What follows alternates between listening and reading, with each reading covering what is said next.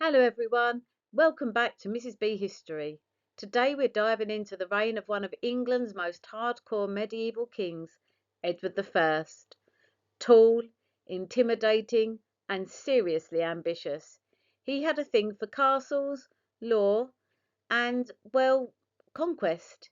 His nickname was the Hammer of the Scots, but was that the whole story? Let's unpack his dramatic relationships with Wales and Scotland, full of epic battles, mega castles, and some serious drama.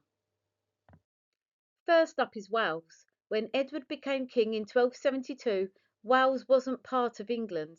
It was ruled by Welsh princes, the most powerful being Llewellyn ap Gruffudd, who even called himself the Prince of Wales. Edward, at the top of the feudal system, expected Llewellyn to swear loyalty to him. However, not wanting to pay homage to Edward, Llewellyn kept dodging the ceremony. He even went so far as to marry the daughter of Edward's rebel enemy, Simon de Montfort. This did not impress Edward at all. In 1276, Edward had enough. He invaded with a massive professional army, something the Welsh, who used guerrilla tactics, weren't used to. This was the first of the wars between them, and Llewellyn was forced to surrender in 1277, leading to the Treaty of Aberconwy. He lost most of his land and was humiliated. But peace didn't last. In 1282, Llewellyn's brother Dafydd sparked a rebellion. It turned into the Second War. During a skirmish, Llewellyn was killed. Legend says he was tricked and isolated. It was a massive blow to Welsh independence. Dafydd carried on, but was soon captured. Edward made an example of Dafydd. His punishment was brutal. He was hanged, drawn, and quartered as a traitor. This was an incredibly harsh punishment. With the princes gone, Edward passed the Statute of Rhuddlan in 1284, officially annexing Wales into England. He might have been forgiven for thinking that Wales would now be submissive, but it didn't quite happen like that. Edward knew that despite the deaths of the Welsh princes, he still had to do something to control the Welsh. His solution was an iron ring of castles.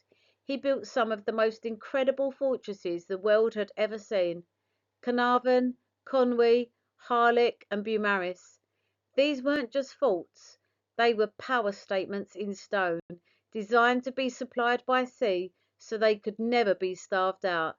This was absolute genius in engineering. And here's a famous story. To soften the blow to the Welsh, he supposedly presented his newborn son, the future Edward II, to the Welsh people at Carnarvon as their new Prince of Wales, a title still held by the heir to the British throne today.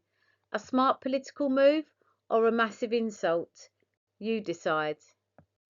Next door, Scotland was a kingdom in its own right. Edward initially seemed like a friendly neighbour.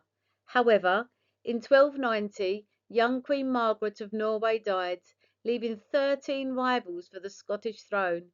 This caused chaos. They asked Edward to help choose. This was a big mistake. Edward agreed, but only if they all recognised him as the Lord Paramount of Scotland, the ultimate boss. They reluctantly agreed. In 1292, he chose John Balliol, thinking he'd be a pushover. Edward then treated him like a personal servant, demanding money and troops for his wars.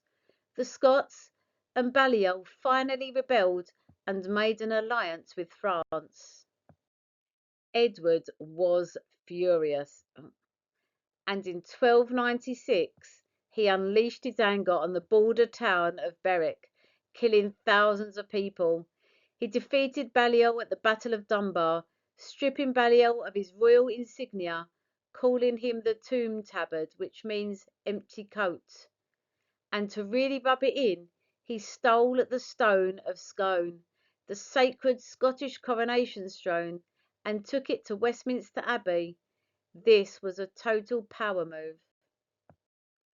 However, Scotland refused to lay down and accept defeat. It was at this time when William Wallace entered the stage of Scottish history. His victory at Stirling Bridge in 1297 was a shock for the English. In retaliation, Edward, the master campaigner, returned.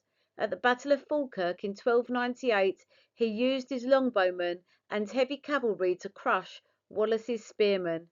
Wallace became a fugitive and was later executed in 1305. At this point, Edward thought he'd won.